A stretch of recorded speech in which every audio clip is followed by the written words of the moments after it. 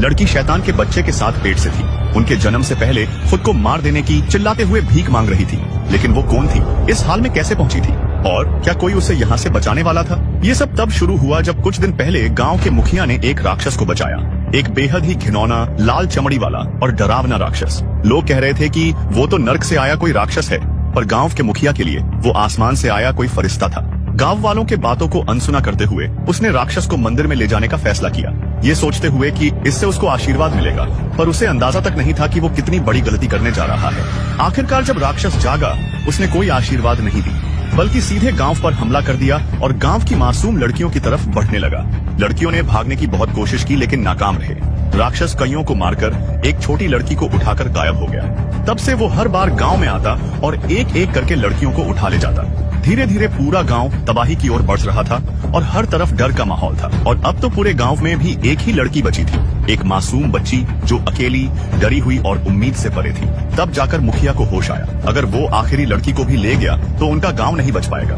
तब जाकर गांव को बचाने के लिए मुखिया ने 2 सामुराई को बुलाया। उसे उनसे राक्षस को मारने की उम्मीद तो नहीं थी, इसीलिए बस उसे गांव से दूर ले जाने की रिक्वेस्ट करने लगा। पर राक्षस बहुत स्ट्रांग था, वो उसे कुछ नहीं कर सकते थे। इंसानी ताकत से उसे हराना नामुमकिन था। तभी दूर बैठी लड़की सारी बातें सुन रही थी। उसे पता चल गया कि अब यहाँ उसे कोई नहीं बचा सकता। वो डर के मारे घने जंगलों की ओर भाग गई और तब तक भागती रही जब तक उसके पैर जवाब नहीं दे गए। जब उसने देखा तो वो एक सुंदर लाल फूल के मैदान में पहुंच गई थी। वो वही जमीन पर गिरकर रोने लगी। आंसू आंखों से बहने लगे और जमीन को पीटते हुए पूछने लगी कि आखिर भगवान ने उसे क्यों इस हाल में छोड़ दिया था। तभी अचानक उसके सामने एक सफेद भालू आया, विशाल और शांत, नदी के किनारे मछलियां पकड़ता हुआ। ये सब देखकर वो काफी घबरा गई। रेंगते हुए भागने की कोशिश करने लगी, लेकिन उसका बॉडी हिल भी नहीं पा रहा था। भालू धीरे धीरे इसकी ओर बढ़ने लगा, लेकिन हमला करने की बजाय बस उसकी आंखों में देखता रहा। उन आंखों में प्यार और समझ थी। उस पल में लड़की ने अपना पूरा दिल खोलकर भालू को सब कुछ बता दिया, जो कुछ भी अब तक गांव में हो रहा था।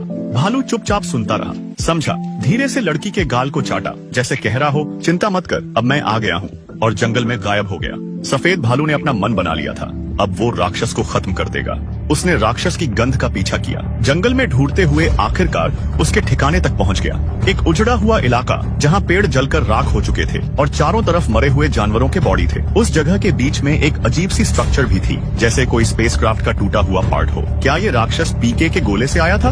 भालू धीरे से आगे बढ़ा और अंदर झांक के देखने लगा। अंदर तो एक लड़की कैद थी, वही लड़की जिसे पहले राक्षस ले गया था। उसे देखकर पता चला कि राक्षस लड़कियों को उठाकर उन्हें कैद करता था, ताकि वो अपनी पॉपुलेशन बढ़ा सके। बस इसी के लिए ना जाने वो कितने परिवारों को तबाह कर चुका था। ये देखकर भालू का गुस्सा भड़क उठा। बिना देरी किए उसने राक्षस का ठिकाना तबाह कर दिया। बाहर बैठे ये सब देख रहा राक्षस गुस्से से आग बबूला हो गया था। तभी उसने भालू को पीछे से जकड़ लिया और नींबू की तरह निचोड़ने लगा। भालू ने पूरी ताकत से लड़ाई की, लेकिन वो राक्षस के सामने बच्चा साबित हो रहा था। जैसे तैसे भालू ने राक्षस की आंख पर पंजा मार के खुद को तो छुड़ा लिया, पर तब तक भालू बुरी तरह से जख्मी हो चुका था। राक्षस ने भालू को फिर से दबोच लिया। राक्षस भालू को मारने ही वाला था कि गांव के कुछ सामुराई वहां आ पहुंचे। उन्हें पता था कि वो उसे मार नहीं पाएंगे, फिर भी भाला लेकर वो राक्षस पर टूट पड़े। राक्षस ने उन्हें एक झटके में दूर फेंक दिया, जैसे कोई सूखा तिनका हो। तभी राक्षस की नजर पेड़ों के पीछे छुपी लड़की पर पड़ती है। उसकी आंखों में भूख साफ झलक रहा था। वो बच्ची की ओर झपटा, लेकिन ठीक उसी पल खून से लथपथ और बुरी तरह घायल भालू फिर उठ खड़ा हुआ और राक्षस और लड़की के बीच खड़ा हो गया। उसने पूरी ताकत से राक्षस को पीछे धकेला, लेकिन फिर से उसे लात मारकर दूर फेंक दिया गया। लड़ाई भयानक थी, लेकिन भालू राक्षस के आगे कहीं टिक नहीं पा रहा था। तभी गांव से आए सामुराई तीर और गोलियां चलाने लगे, इस उम्मीद में कि शायद कुछ हो सके। लेकिन अफसोस, इससे बस उसका गुस्सा ही बढ़ा। गुस्से से पागल राक्षस ने एक एक करके सारे सामुराई का कचूबर बना दिया। ये सब देखकर भालू आखिरी बार उठा। अपनी सारी ताकत जुटाकर उसने राक्षस को जकड़ लिया और पूरी ताकत से गला घोंटने लगा। आखिरकार उसने राक्षस को मार डाला, लेकिन भालू भी जमीन पर गिर पड़ा। शायद वो भी अब बच नहीं पाएगा। लेकिन जहां तक भालू और राक्षस की बात थी, कोई नहीं जानता था कि वो कहां से आए थे। कोई कहता था कि वो कोई पहाड़ के देवता का अवतार था, तो कोई बदला लेने वाला आत्मा, पर कोई नहीं जानता था कि वो कौन और कहां से आया था। भालू ने उन्हें बचा लिया था और अब सब इसी में खुश थे।